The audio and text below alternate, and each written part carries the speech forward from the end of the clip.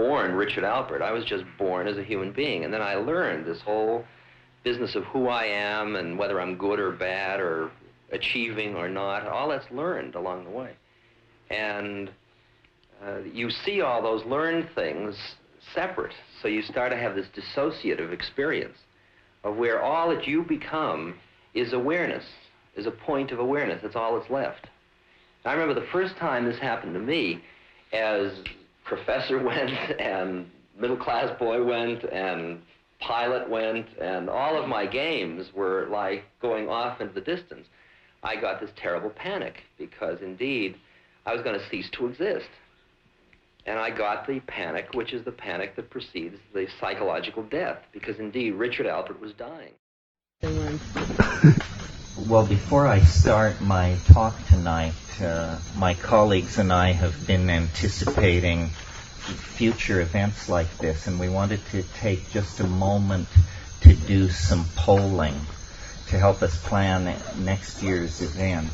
And so taking you as a representative of people who attend these things, it would be very helpful to us if you respond. How many of you would have difficulty coming to this event in the light of the Y2K problem? How many? All of us. The what? Well, no, I don't see all of you. I don't see all of you. In January?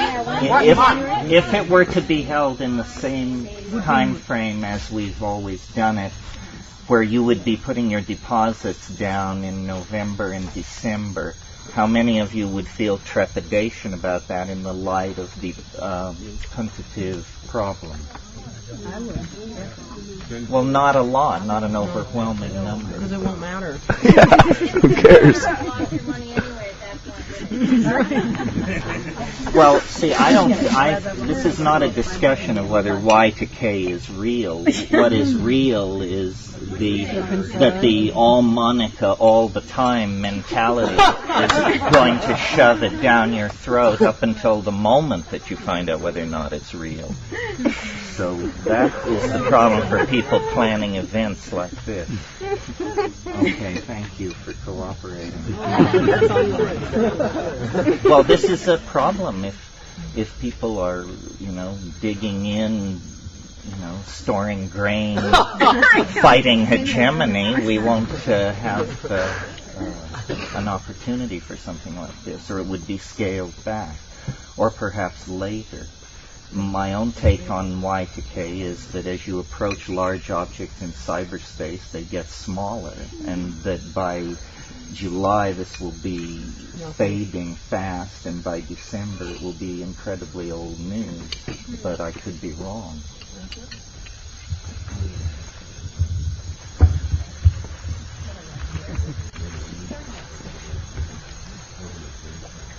Terence, I would suggest that later in January we check in.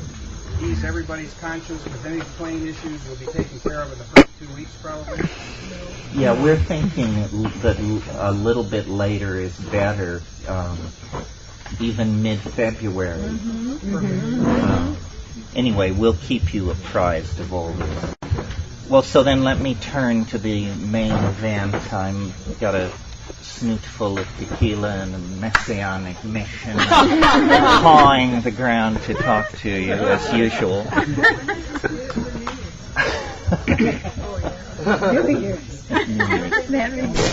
Everybody has their own name. That's right.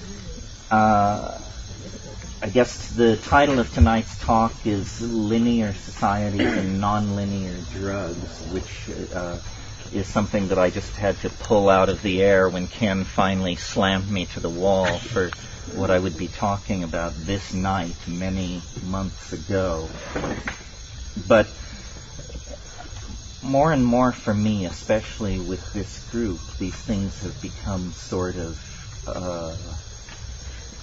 summations and I guess I hope convivial examinations of just where we are, we each and every one of us, and then this enterprise, whatever we mean by that, in the context of everything else that's happening in the world. In other words, the psychedelic experience, the entheogenic experience, contextualized. And as I try to think about, what, if anything, I can bring to the party, I guess it's that what I'm interested in is psychedelics as a philosophical tool. And when I concretized that for myself, I realized there's no claims on that part of discourse. No one wants to do this. Academic philosophy is done in a very formal manner, and the most exciting is incredibly stuffy. And yet, I, like most of you, I assume, have taken on board in my life this thing called the psychedelic experience, which is then as large a portion of my being as my sexuality, my politics, my education. It shapes everything. And yet nowhere in the world of philosophical discourse is there any genuflection, at least overtly, made to this. I mean, maybe not since Plato, who talked about shadows on the wall of the cave and so forth and so on. Well, so what can psychedelics and the psychedelic experience bring to philosophy? And what do I mean by philosophy? By philosophy, I mean the enterprise of discursive thinking, trying to understand what the world is and who's asking the question. Where did the world come from? Where is it bound? And who's along for the ride? And it seems to me that we, as a community, have, this is sort of hard to wrap your mind around, at least for me, but we have, in a sense, inculcated into ourselves the image of an underclass, so that we struggle for legal toleration of our practices and our habits, but we don't struggle for intellectual legitimation of our visions. We accept that they are somehow contextually marginal. And as I thought about that, I realized that is a limitation on the community, that the information which is coming from the psychedelic experience as interpreted by Western people is primary evidence for the need for a major paradigm shift in the whole way the Western mentality does business. Well, what kind of evidence and what kind of shift? Well, there's a lot of talk in our community, and there has been for many, many years, about shamanism. And when we seek to legitimize ourselves through a historical argument, we reach back to shamanism and we say we're part of something which is 100,000 years old and worldwide and touched the spirit long before the shadow of the cross fell over Jerusalem, and so forth and so on. All true.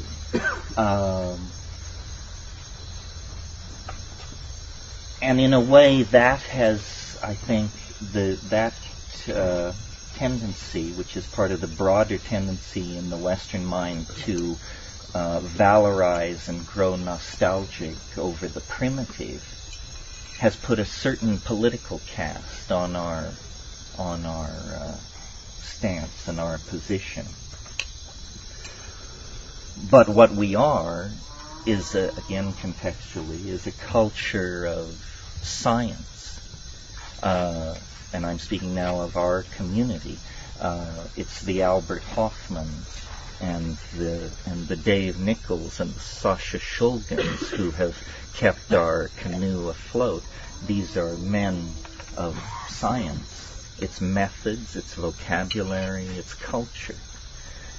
We have not, though we certainly honor those people and love them, as their rhetoric is not the primary rhetoric of the larger community of psychedelic users, which tends toward this, as I refer to it, this shamanistic aboriginal nostalgia.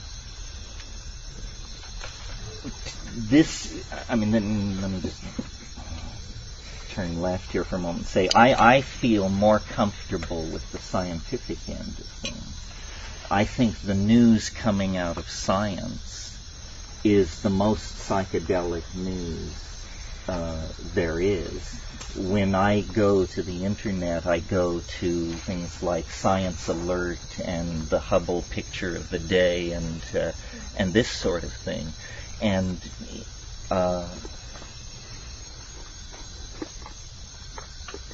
our community as a whole, I think, is not involved enough in incorporating the vistas. While we struggle to legalize psychedelics, psychedelic thinking is everywhere triumphant, because the instruments built by linear science throw open doorways on the unimaginable, and the most revered and hoary hefes of the scientific establishment have to genuflect before this stuff. I mean, what am I talking about? Well, for example, Science magazine wrote last week that the most important scientific breakthrough of 1998 was the apparent observation and agreement upon that observation by the astrophysical community of a cosmological constant. This sounds like very deep physics, but if I give it to you as a headline, what it means is the entire universe, every atom and every empty space of it, is ruled by a very weird force that has now been seriously known to science for precisely 5 months.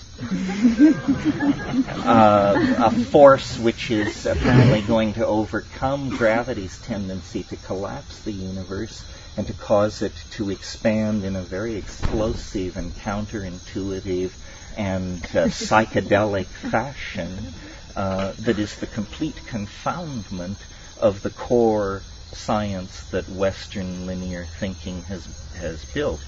And of course there weren't riots in the streets and the electricity didn't fail, but at the very pinnacles of the antenna of the evolving civilization, there was a shudder felt in the force, you may be sure.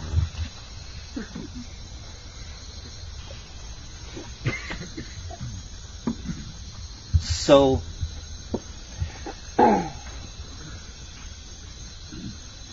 there are two much larger forces than our community that are in play in terms of shaping the cultural modality. And I would call them, what would I call them? Well, I would call one of them science. It's the other one that I'm having trouble with. It is everything which is not anchored in the rational. You know, the 20th century is the most spectacularly celebratory, has the most spectacular celebratory affair with the irrational since the 16th century. I mean, never before have so many prophets, wizards, wise women, casters of runes, and seers of visions moved among the people, plying their wares.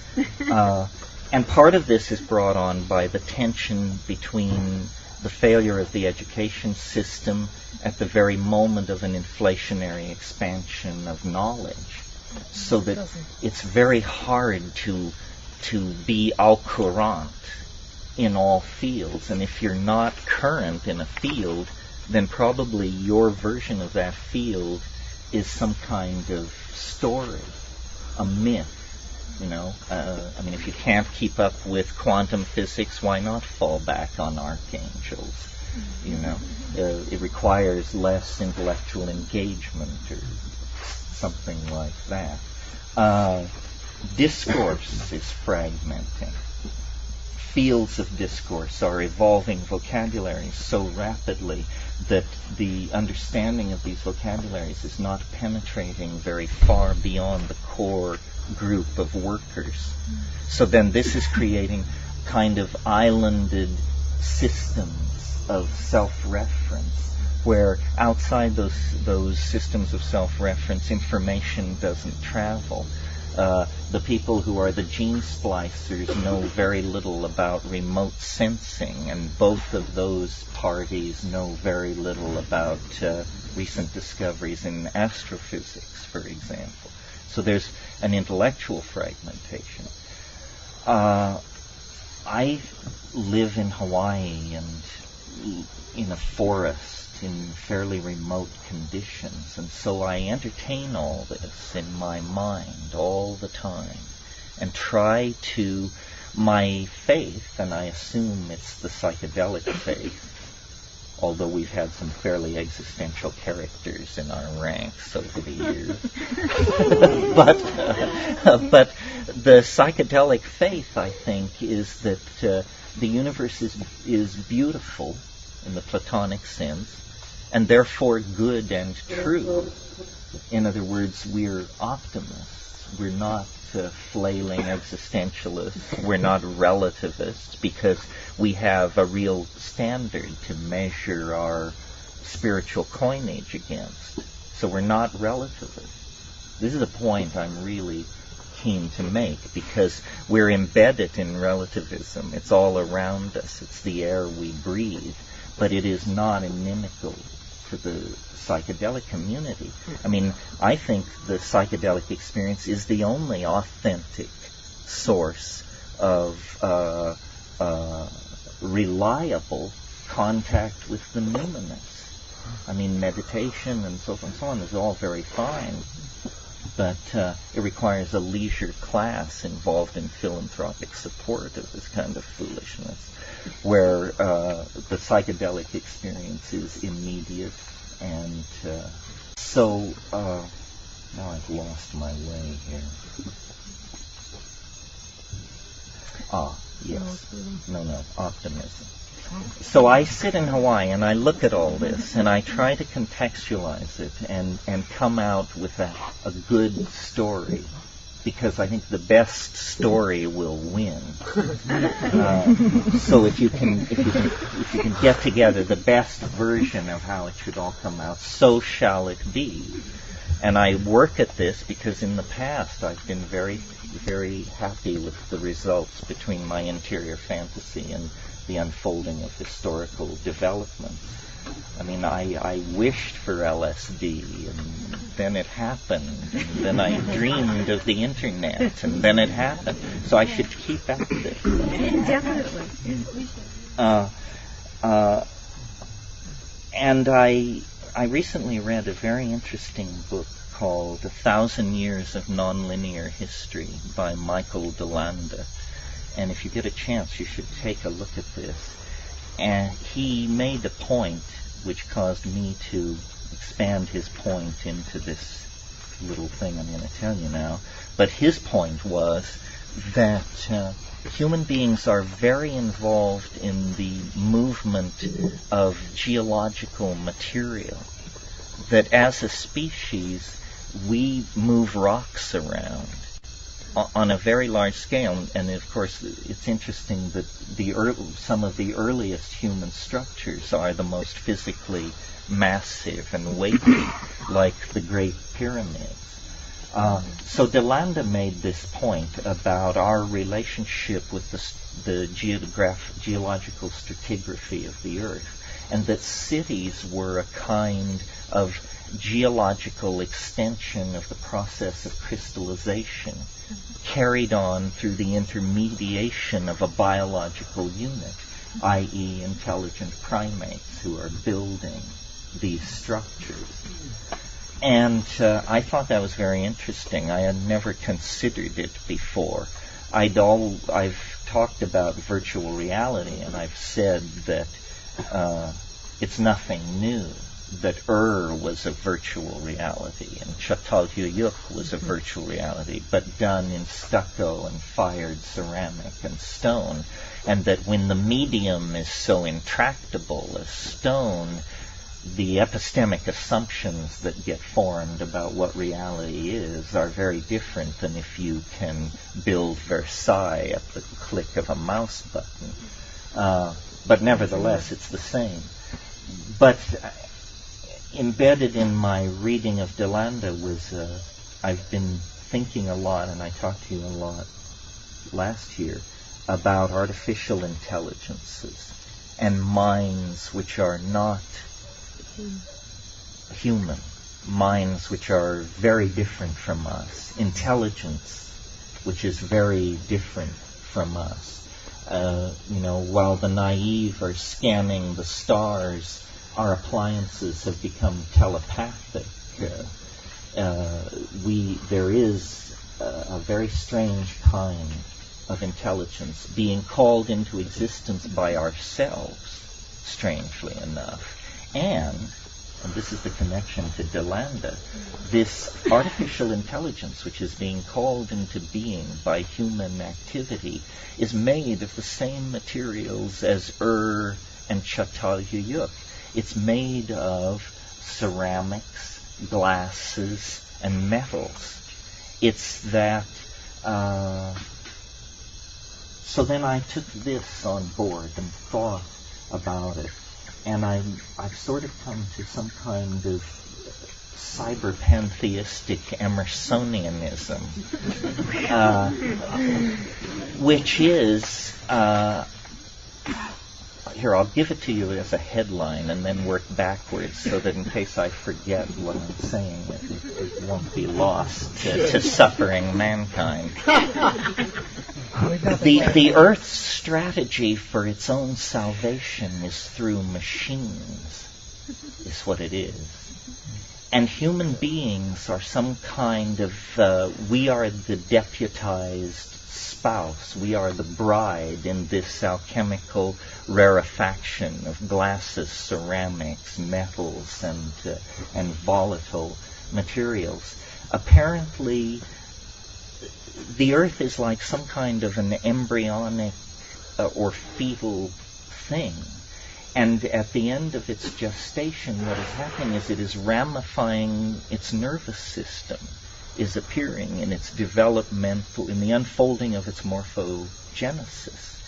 And as we contemplate nanotechnologies and see ourselves working through bacteria and this sort of thing at the engineering level, you have to be blind to not then reflect back upon the fact that in some sense we are already working at that kind of level at the behest of it is not clear who, because nobody ever asked the question in quite this way before.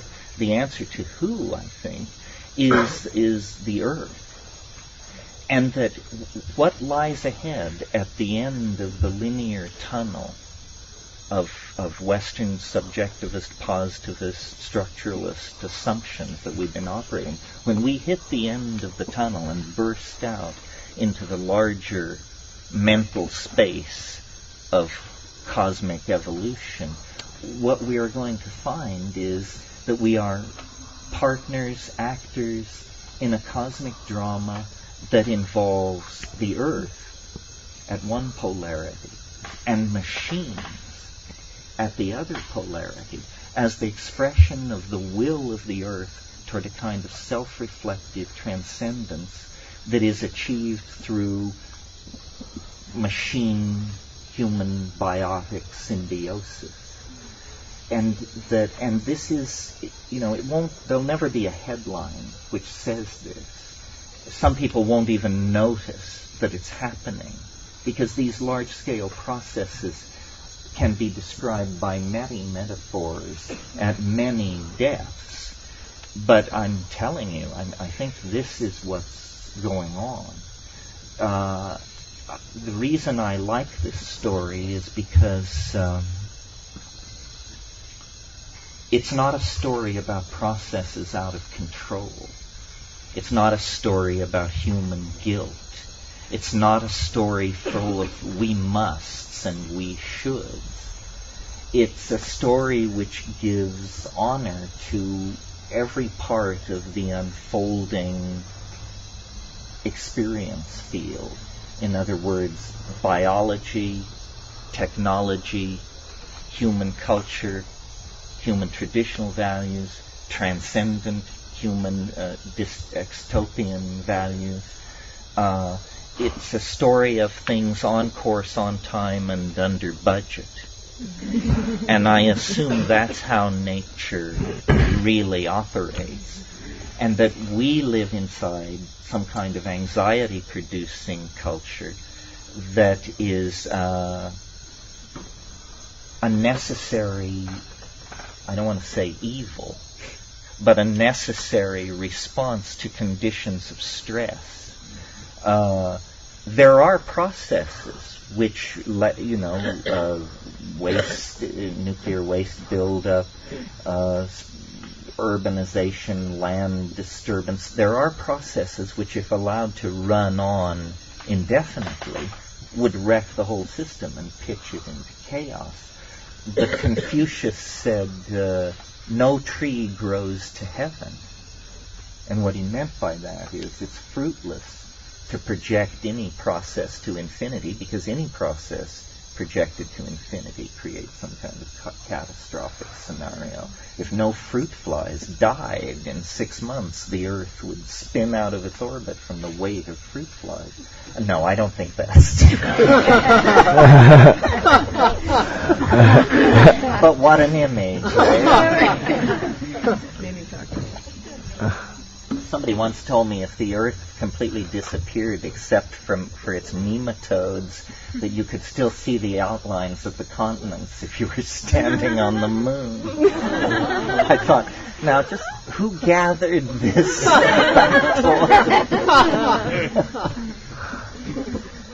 So then, to bring this back around a little, where is the psychedelic experience in all of this?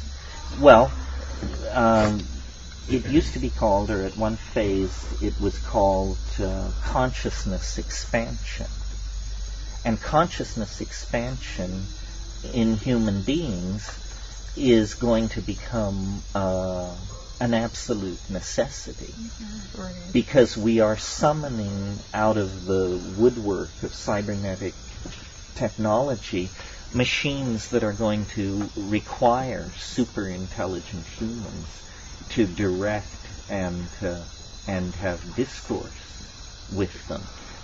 This is happening. It is already happening. I mean, the internet is this. I mean, it doesn't tap you on the shoulder and remind you to brush your teeth, but it is, a partner in the understanding of the world that is genie-like. That's the image I have when I sit down to it. It is all John Dee would have asked of his archangelic messengers. He wanted instantaneous information on the political situation in the courts of Europe. He wanted information on the course of the Drake's expedition, then on the other side of the planet. The internet is this kind of magical, intelligent prosthesis. And as I said, there won't come a dramatic moment, I think, a la Lawnmower Man or something like that. These things are much more seeping. The only people who, in fact, can see the game move against the background of the forest pattern are psychedelic heads. You have to think about this stuff, and you have to develop vocabularies for catching it in action. This is what the game of being an intellectual is, I think. Trying to see the process of morphological unfoldment in action and guess the direction in which it's headed. Because it's inevitably headed toward greater density of information at greater speeds, higher level integrative metaphors, visually rather than textually displayed, transformation of such graphic and glyphic elements over time, it becomes more and more like the interface of a computer, more and more like some kind of machine environment. I mean, we have thought for, I assume, at least 100,000 years, maybe much longer. But the quality of thought, it was early. When it was early, it was intermittent. It was thin. It was a groping. It was an undigested intuition, a perception slipping away from the mind's eye because of media reinforcement and education and acculturation and the passage of 100,000 years. The voice of the mind, the logos, has grown stronger, but now it takes an exponential leap forward into visualization, into manifestation through this information processing prosthesis that integrates us all. And, I can imagine a future not very far away where the individual, the expression of the individual is lowered, is more muted. I mean, this is the most individualistic, individual worshipping century, the century just ending, that we have ever known. And its great accomplishments, its great works of art were all accomplished by individuals, and political undertakings such as the Third Reich and so forth and so on, also highly motivated individuals who rose above the masses. I'm not sure we can afford the luxury of that kind of exhibitionistic individualism in the future. And I think probably it's not that we're talking about a restriction of human rights. We're talking about a transformation of human drives. The states of integration and collectivity that will be sold as public utilities in the next century are anticipated now by group psychedelic experiences, ayahuasca sessions, this sort of thing. And the dichotomy, and I think I made this clear when I talked about the earth and machines, the dichotomy between the natural and the artificial is an obsession of the 20th century, hence canceled now. In fact, a whole bunch of things are canceled. We were talking at home about how Roger Shattuck, in his History of Dada, said that the 20th century couldn't wait to be born. It was born in 1888 at the death of Victor Hugo. And then I said, well, so if it was born in 1888, when did the 20th century end? And I think it ended in 1992. It expired early with the birth of the World Wide Web. What defined all that, modernity, was mass media. Mass media shaped that whole psychology, and it is now archaic. It is now, well, it's not archaic, it's obsolete. It's wonderful that the phrase 20th century is beginning to have that wonderful brown gravy Edwardian tone that used to be reserved for the term 19th century, meaning, those terribly stuffy and confused and rather silly people who just didn't quite get it right, but were doing the best they could and muddling through, and thank God they gave way to us, the people of the 21st century. Let me see. Is there a flashlight? I have a page full of notes. I needn't be so... Is anything here that wasn't touched on? Well, some notes about this planetary intelligence. Thank you, Jim. And how all that works. one of the insights that I've been reading different people this year, maybe you can tell, and one of the people I've been reading is Greg Egan, who I talked about last year, but now I've read more. Now I've read Diaspora, and the ones where he makes no effort whatsoever to explain it to you unless you've already done your homework. And and then Jonathan today, in his lecture, talked about DNA a little bit and frame slippage and all of that, and it reminded me of it. The thing that I'm coming to from my psychedelic experience and my life experience and the whole ball of wax is I've said for many, many years that the world is made of language. That was just sort of one of my bumper stickers. But I think that that carries some of the flavor of what I want to say there, but that there's more to it than that. It's that everything is code. Everything is code in the sense that hackers mean when they say they write code. When Sasha stands up and waves his arms and draws what he calls the dirty pictures, he initiates you into a code, a vocabulary with very defined rules and quick to learn. And then they're like tinker toys. Once you know the rules of the connectivity, then you can sit down like a child and begin to stick these things together and say, well, what would this be like? And what would this be like? And does God allow this? Or does this break the rules? And so forth. The DNA is like that. Human language is like that.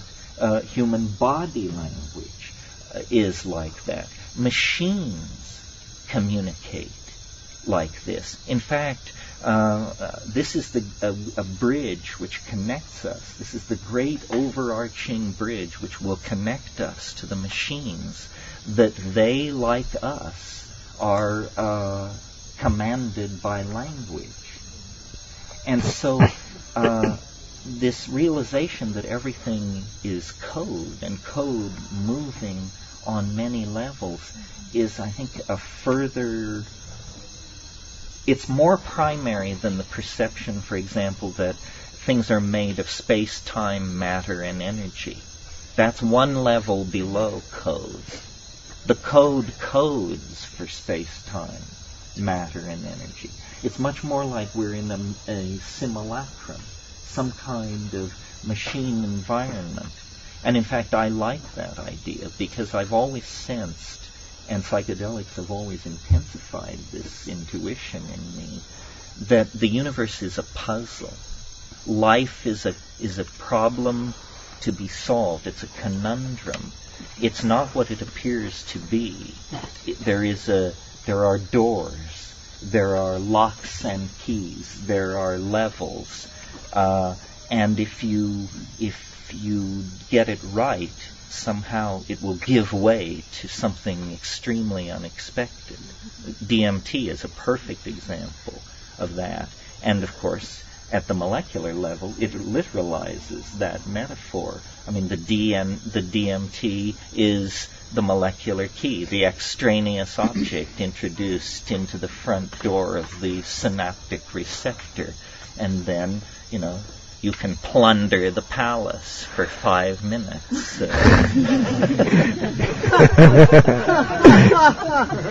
Well, if the world is code, then it can be hacked.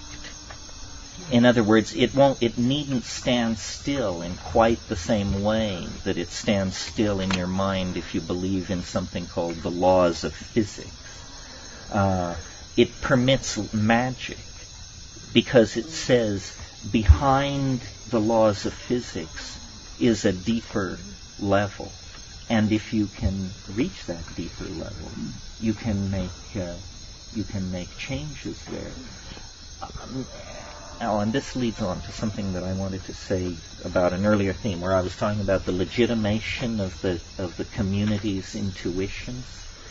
Something that we always kick around at these things, or I always bring it up in some form, is where do the hallucinations come from?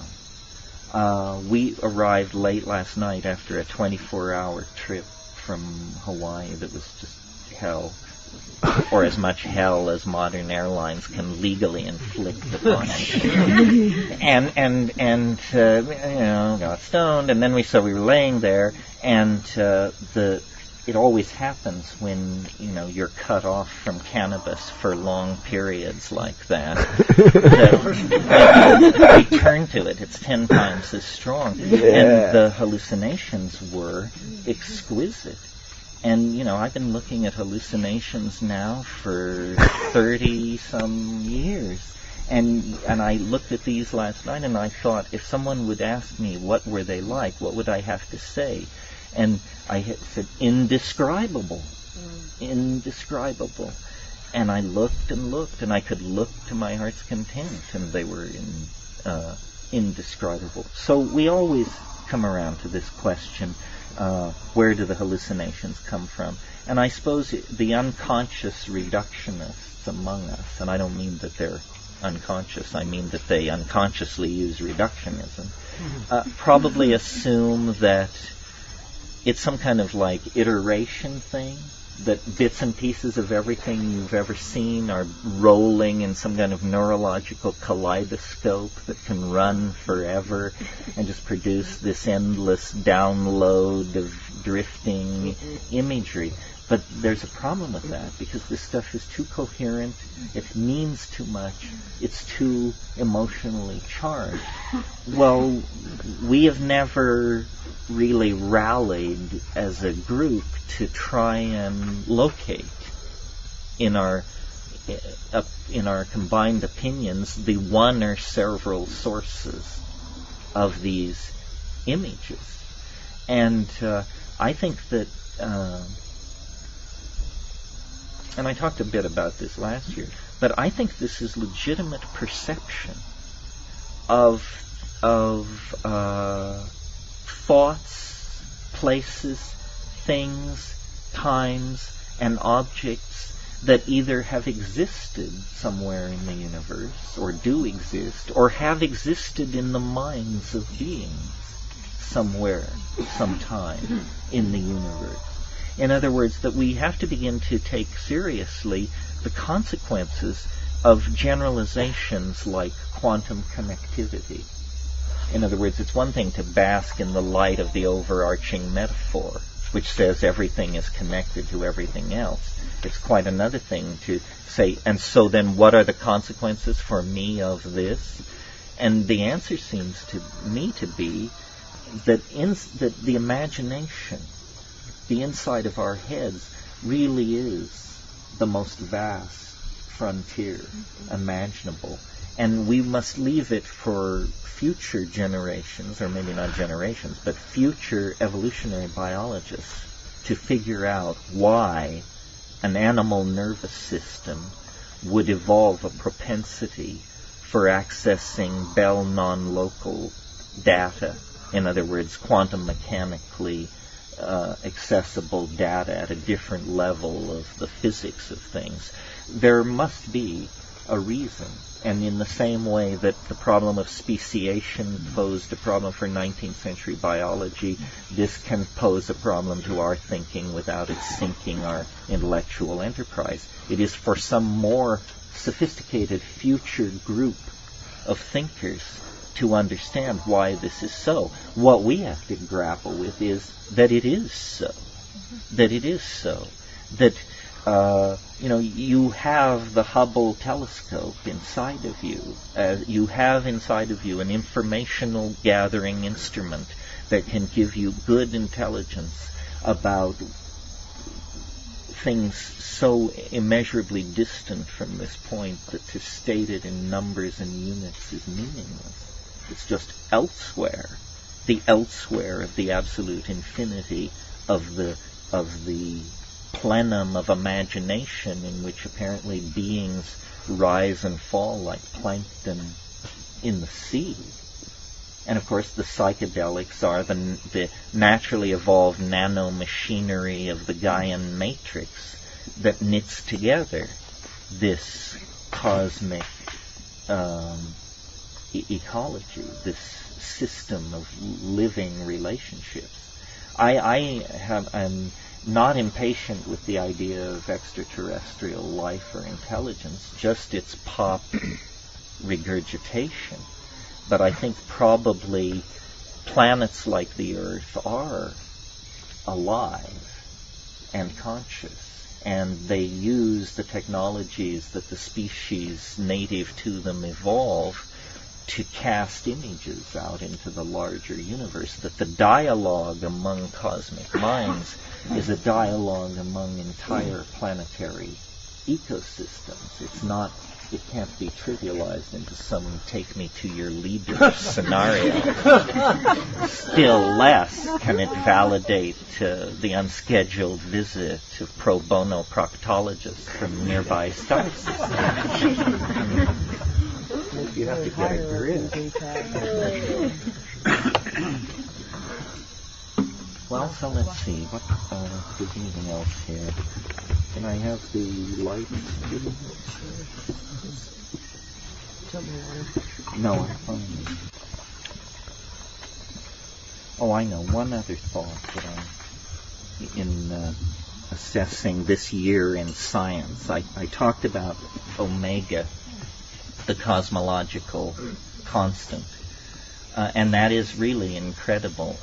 In fact, let me do a personal breast-beating thing and point out to you that this thing that they have come upon, omega, the cosmological constant, this absolutely, 50 years ago or so, Einstein called it the biggest blunder I ever made, because he played with the necessity of this thing to keep the universe from falling in on itself, and then he decided it was an unnecessary construct and that it led to such weird conclusions that it had to be gotten rid of.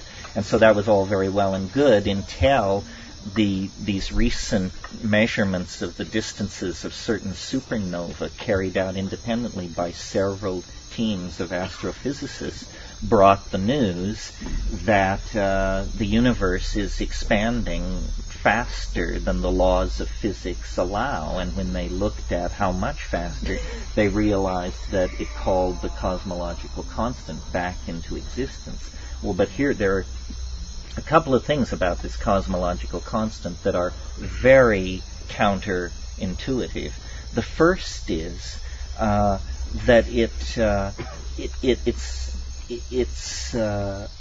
it acts on empty space. It does not require matter to manifest. It is a property of space itself, the cosmological constant. The second thing is it's a repulsive force that is growing stronger and stronger. Forces don't grow stronger and stronger. They grow weaker and weaker. Gravity grows weaker, light grows weaker, everything grows weaker. This force, as time progresses, gets stronger and stronger. Well, that means when you project it out toward, billions of years into the future, it becomes the dominant force. It overcomes gravity, it overcomes the strong force, the weak force, it overcomes all the forces, it becomes the dominant force. The other thing about it is that it becomes stronger not on an even slope, but asymptotically. It becomes stronger. Well, now this produces something very much like what I've been yakking about since 1971, the novelty wave, the so-called time wave. It too grows stronger and stronger through time, and it too has this kind of built-in asymptotic acceleration where it experiences a kind of inflationary expansion in power. The two map over each other very well. But when you talk, returning now to the cosmological constant, when the astrophysical community realized the consequences of taking this on board, they realized that it was dissolving the entire model of what cosmology has been throughout the 20th century. Because what it's really saying this discovery, less than 6 months old, is that space itself is in the act of exploding, that the universe is on the cusp of an inflationary phase of expansion similar to the inflationary expansion that occurred at the time of the Big Bang. What would this look like? What would it feel like? Nobody can even imagine. It is not upon us. I don't mean that. But I mean that in the near future of the universe, in the next billion or 2 billion years, things will change very, very dramatically. Everything will begin to rearrange itself according to the expression of this asymptotic power. So that was the biggest news in astrophysics. The other news, which has psychedelic implications, I think, also comes from astrophysics. As you may recall, last August, I think it was, I can't remember exactly, every man, woman, and child on Earth got the equivalent of a dental X-ray when there was a thing called a star quake on a magnetar, a magnetic neutron star 20,000 light years away, experienced a catastrophic collapse, and there was a wave of gamma rays that were turned on every light in the system when it hit the planet. And an event like that had never been observed before. And I got to thinking about this, and I realized, we've only been looking for this kind of thing for 30 years. There's probably quite a bit of this kind of anomalous, high-energy, short-duration fluctuation of radiation going on in the galaxy. And then I had a kind of an image, I wouldn't say a vision, but a kind of an image of how things are really arranged on the larger level in terms of the galaxy. And the image was of a donut. And we're accustomed to being told that we're out at the edge of the Milky Way, where stars are few and far between. That this is the boonies, in other words. But I'll bet you the boonies are where biology thrives, because the low star density and the distance from the galactic core and these extremely energetic events at the core would create a kind of donut situation, where it's the toroidal area out near the rim where stars are slow burning and they don't collide with each other and planets can form, and you get the 5 billion year run you need to get to civilization. But a rule of biology and strategy and everything, and religious practice as far as that's concerned, is seek the light. Well, the light is at the core. And so then I saw, maybe the true seeking of the light requires biology to go into partnership with something beyond biology, because the environment at the core is so energetic. And I'm not suggesting the actual core. That's beyond contemplation. That's a black hole. No technology imaginable can get even near the event horizon of an object like that. Mm-hmm. But I mean in the vicinity of the galactic core, where the star density is 200 to 300 times greater than it is in our vicinity. Those kinds of environments are so fraught with peril for biology that probably downloading ourselves into machine symbiotes of some sort is the only way to go to those places. In one of Greg Egan's novels, he pictures a human future where this is one option. You can fuse yourself with a starship and set out to check out the neighborhood. Or you can join the Amish and till rye in Pennsylvania. Actually, I think you can't do that because something's happened to the Earth. But some Hamish possibility is still available. Well, this is not like the sort of thing the other faculty members will be talking to you about, which is an intense and primarily important download of the homework, the chemistry, the botany, the behavioral impact, the archaeology, the ethnography of these substances. I ask myself all the time, how are we different from other people? Are we morally superior? Are we smarter? Are we richer? Are we kinder to the people we meet? And actually, the longer I look, the less I can tell. There are extraordinary examples of all of these things in and outside of our community, and extraordinary nudniks and jerks inside and outside our community.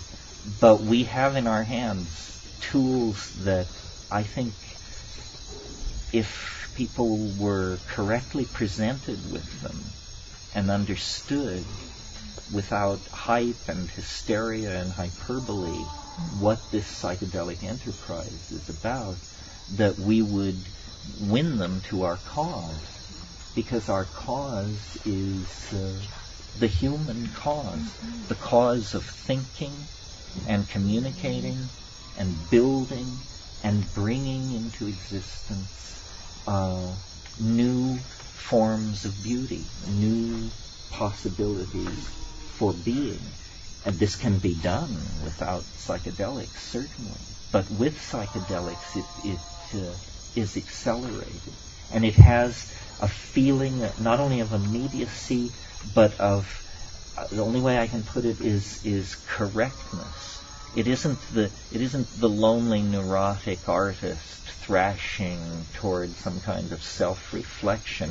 It's the firm guiding hand of a greater mind, the logos, the earth, I'm not sure, but a greater mind. I mean, true art truly is truly inspired, and the muse, I don't think, was more real for Homer than it is for each and every one of us when we're in the presence of the mushroom or ayahuasca or DMT or LSD or something like that. So, I suppose I will go to the grave with life as mysterious to me as I found it when I came to consciousness around 6 or 7.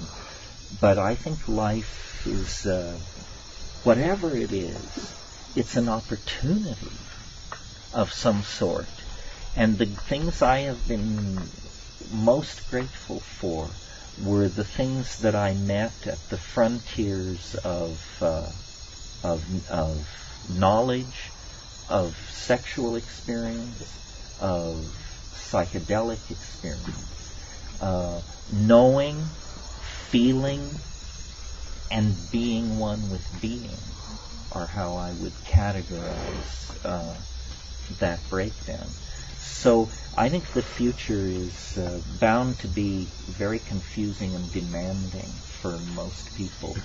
And there are many claims on each of us and our intellectual loyalties and where we put our energy. Should we tolerate relativism? Should we be Mahayana Buddhists? What's our position on the Huichol? How do you relate to Monica? All these things are sorted out, But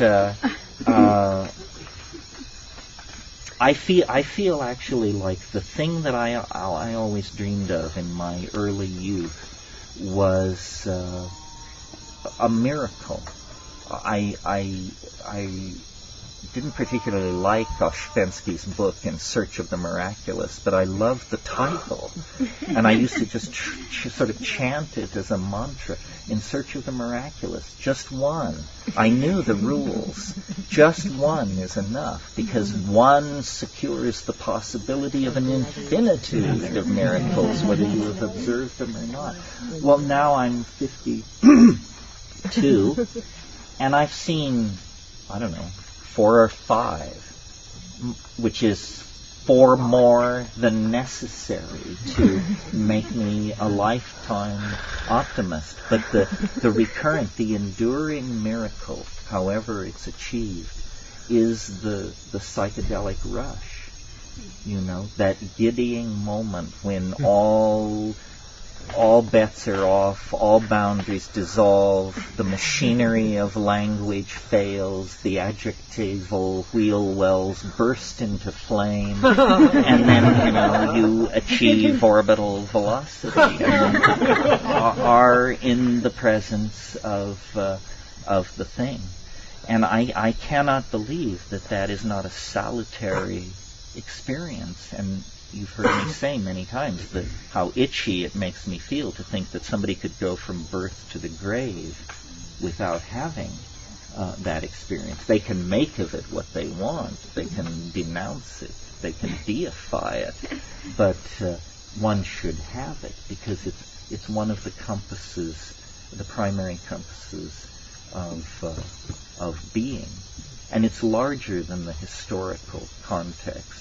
I mean, the point of this talk tonight was to talk about linearity and idea systems and the nonlinear impact of these drugs and the way they break down media bias. But all these intellectual ideas exist in the light of the sun of this unspeakable primary experience, and we can draw it, paint it, sculpt it, act it, dance it, drum it, and never take anything away from it, never define it, never occlude it. It is a miracle. It's like having the presence of a deity. It's, I think, very hard for me to open myself up at any given moment to the full implications of how fortunate I am and how good life is in the shadow of this particular tree. Anyway, that's the formal talk for tonight. Thank you very much. And now we'll entertain questions, which is usually much more fun. So, anybody got a take on that, or want to say something completely oblique, or anything else? Like last year. We start with last year. Human intelligence, our giant intelligence, artificial intelligence, extraterrestrial. You speak up. You'll repeat it. Well, the question is about the discussion about artificial intelligence. You mean the hierarchy of the Yes, relationship please. of Yes. these things? Well, I don't know. I guess it's becoming easier for me to be a mystic about the Earth than to think that we are going to be rescued by the Galactic Federation. I think that the Earth, that it's a profound connection. The Earth is the foundation of everything. It's the foundation of biology, and it's the foundation of machine culture and machine architecture. So, you know, if you can imagine that a redwood is alive, it's much easier for me to imagine that there is some kind of slow-moving, telluric intelligence that may have begun as a homeostatic system. In other words, to stabilize the atmosphere, to create a chemical environment that had a momentum to it that wasn't driven by the cosmic ambiance. You understand what I mean? Something with feedback, perhaps. Yeah, feedback mechanism. And then, of course, people say, well, it's very hard to imagine it because there are no genes, there is no nervous system, there is nothing that we can quite... But I think that, first of all, we don't know a great deal about the Earth, the ocean currents, its magnetic fields, its 32 nutational and precessional motions, its core dynamics, its distribution of materials. It is complicated. And that's what's always required for self-referential and feedback systems to evolve. Life evolved on the surface of the Earth. Now, in the usual story of this, the Earth is not a major player. It's just sort of where it happened. But on the other hand, what if you took the view that the Earth permitted or coaxed into existence or made possible or encouraged or enzymatically catalyzed these processes?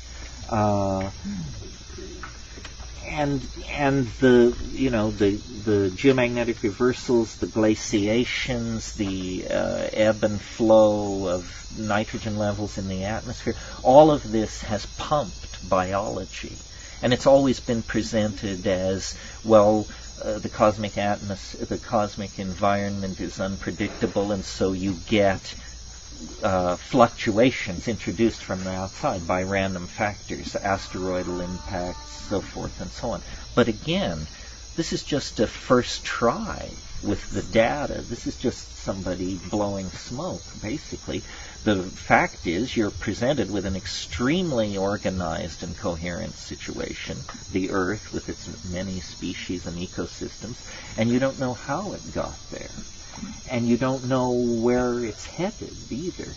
Now, our culture is a culture of guilt, and so the story of civilization is supposedly a story of rape, mayhem, turning the wrong direction, losing the connection. To some degree that may be true, but I think it gives much too much credit to humanity in that it actually hypothesizes that human beings, a primate species, could overwhelm nature's dynamic drive toward order and beauty and take control of things. Well, that's our myth about ourselves, is that we can take control. But we never have gotten control. All of our societies have been a mess. All of our explorations have been brutal and negatory. So, and now comes the machine. And they are produced by biology, which comes from the Earth. And what are these machines made of? Well, glass, crystal, arsenic, copper, gold, all these things. And they're being hooked together exactly on the model. Clearly the machines are modeled on biology. We talk about connecting them. We talk about languages. We use a vocabulary that we had previously used for biology to talk about these things. And you see there's a funny thing built in there, which is we are designing the machines to be more and more intelligent. But what we don't understand is that they operate in a different universe from us because we operate at about 100 hertz. A machine you can buy down at any computer store operates at 400 megahertz. That means that you can run an eternity of human lives in an afternoon. It means, in a way, that we are creating a creature that lives in a different kind of temporal universe than us. And we are teaching them to design themselves to be ever more intelligent. And once some kind of intelligence arises, because it's intelligent, the first thing it does is design a more intelligent version of itself. Well, at 400 megahertz and with a worldwide amount of processing power to draw on, you can imagine something coming to embryogenesis in a matter of hours. Something emerging, recognizing itself for what it was, and then just starting up the ladder. And what would this look like to us, and where is our place in it?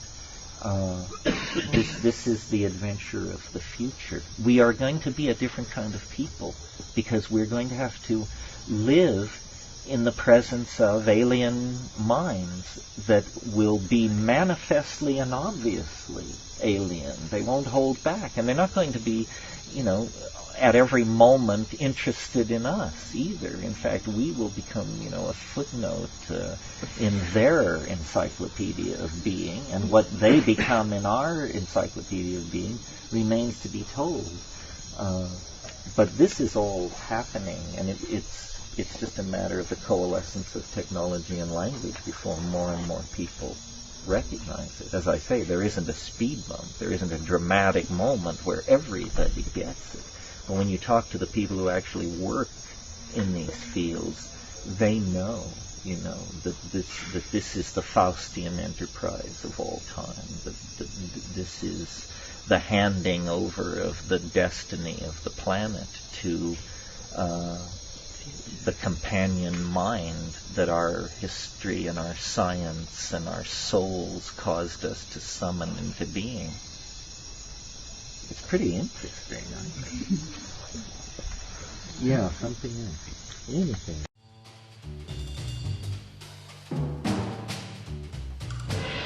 (1943).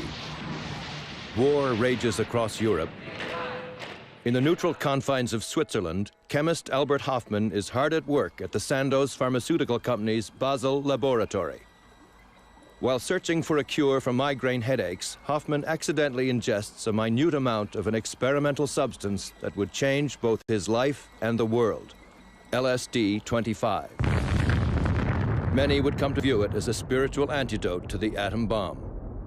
Before the decade is over, Sandoz has sent Hofmann's discovery to researchers and psychiatrists all over the world for testing. Research projects spring up in such places as Canada, the US, England, and Czechoslovakia.